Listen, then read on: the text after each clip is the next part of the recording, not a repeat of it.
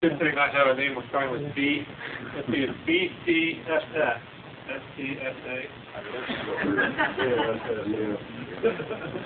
I even had slides, but kiss them off. It's late in the day. We don't want to talk about that. Well, what's the future of sage grouse? From my perspective, the first question is, are they P&E? The answer is absolutely not. And do we have populations that have problems? Answer, absolutely yes.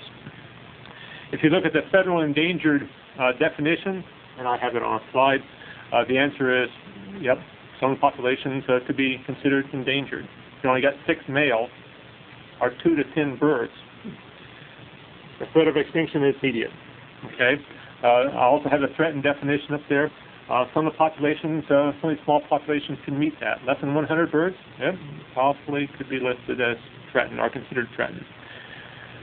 Okay, so in looking at the future, I see lots of opportunities, great opportunities. And the conservation plans, I think, is the way to go. I think we know why sage grouse have decreased. I think we know why we have changes in distribution. It boils down to loss of habitat, usually permanent. Fragmentation of habitat, usually permanent. Degradation of habitat, which can be reversed if we have the will to do it. And in some places we're getting the will to do it. So it's very clear that we probably know enough about sage grouse in terms of doing management experiments to drive the population up. I agree that we don't want to just sit here and watch these populations blink out and say, oh, that was our experiment. That one, we were right. Our hypothesis was right. The population's gone. We don't want to do that. We need to take a proactive approach. And so the future, we got some problems. We have opportunity. If we have a proactive approach, and a conservation plan is one of those proactive approaches, but also doing things on landscape scale in terms of treatments, management treatments, not 80,000 acres at a crack. And I just read a proposal for 80,000 acre burning in Oregon. How do you think I signed off on that application? My review was not very positive. Anyway, there's lots of opportunities out there, and I think working together, we can do great things, and that's it. Thank you. Dr. Connelly. I always like coming after Clait. I guess when I started work on sage grouse in the 1970s, I never ever dreamed that I would be in the 1990s spending the bulk of my time talking about sage grouse population declines and worrying about how we're going to recover this species. Because at the time it was easy to see flocks of 2, 3, 4, 500 birds. And now that's not so easy anymore. Although I can say that this winter I did see one flock of sage grouse that numbered around 500 birds. That was very, very fun to do again. But because I've been going to an awful lot of meetings lately in the last couple of years, and because sage grouse and the status of sage grouse and the conservation of sage grouse have been pretty much the topic of conversation, and because I know it's a major topic of conversation with politicians as well as administrative leaders, at this point I'm reasonably optimistic rather than pessimistic that something will be done. Look around you, you'll see lots of folks here with different backgrounds and different interests. The one thing that does tend to bring people together is this critter that everybody seems to like. From a rancher's perspective, sage grouse are high in the cute scale, and they don't eat haystacks. Okay? From a politician's perspective, we don't have to blow up dams. Right? From an environmentalist perspective, there's highly visible bird, lots of fun to see in the spring. They're just a critter that all of us, for one reason or another, are really attracted to because of that interest and because of the interest that I see continually being shown by all kinds of folks. I think in another 10 years, we'll be having these meetings and we'll be talking, at least in some cases, about population recovery. Unfortunately, some populations will simply not recover. But I think, by and large, we're going to see more on the plus side than the negative side. I hope I'm right. Mr. Schroeder. I'll make this one.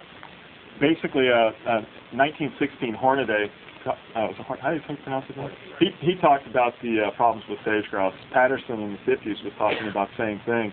At the time Patterson was talking about it, he was actually removing sage grouse from alfalfa fields because of animal damage. We wish that we were dealing with that type of problem now. In the state of Washington, we clearly have problems, but I will say that I'm somewhat optimistic about some of the changes that are taking place, because when you look at the changes throughout history, one of the things that comes to mind now is that as opposed to the past, it seems that most of the people are willing to come to the table now. And I think when we reach that point, we actually have some opportunities for change. In the state of Washington, as an example, in southern Washington, the Bureau of Land Management is participating in our conservation plan efforts. The Department of Defense is pursuing it. The U.S. Fish and Wildlife Service, we are.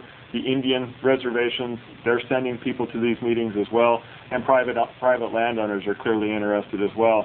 And that's something that is changing, and I think that as people do get involved, I think that what Dr. Braun had mentioned, I think is absolutely critical. When the people become involved, they begin to take ownership in what's going on. They have a vested interest in seeing success. And I think when the people in general see or have a vested interest in success, that our chances for success also go up. Thank you. And finally, Mr. Stiver.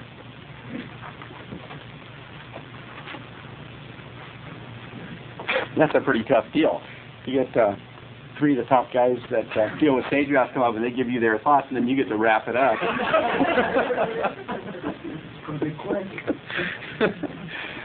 They said good stuff. From my perspective, in Nevada, at least 95% of the sage grouse habitat's on public lands. Public land management agencies have been one of our most difficult groups to work with over the past 30 years on managing sagebrush and managing sage grouse habitat, mainly because they have multiple interests coming toward them.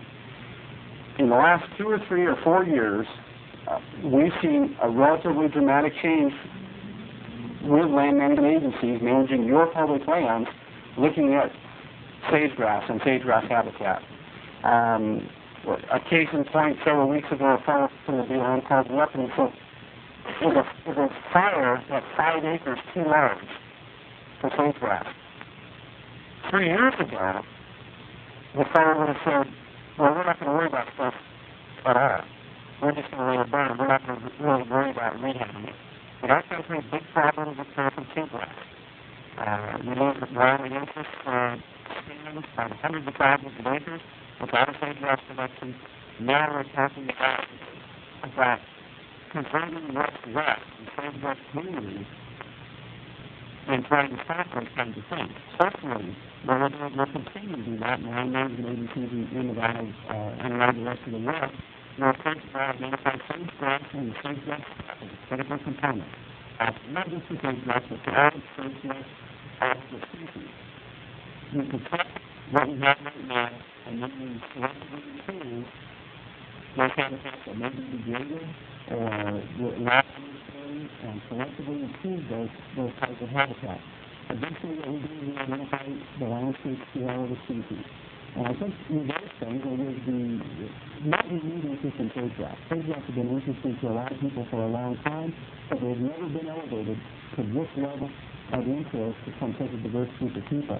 And I think we have the will at this point in time to do some good things for sage grouse.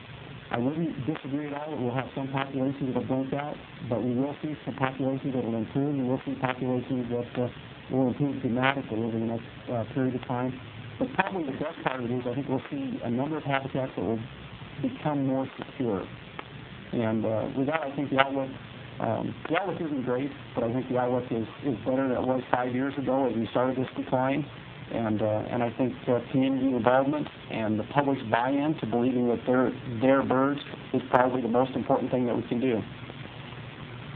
Great. Well, I just want to thank our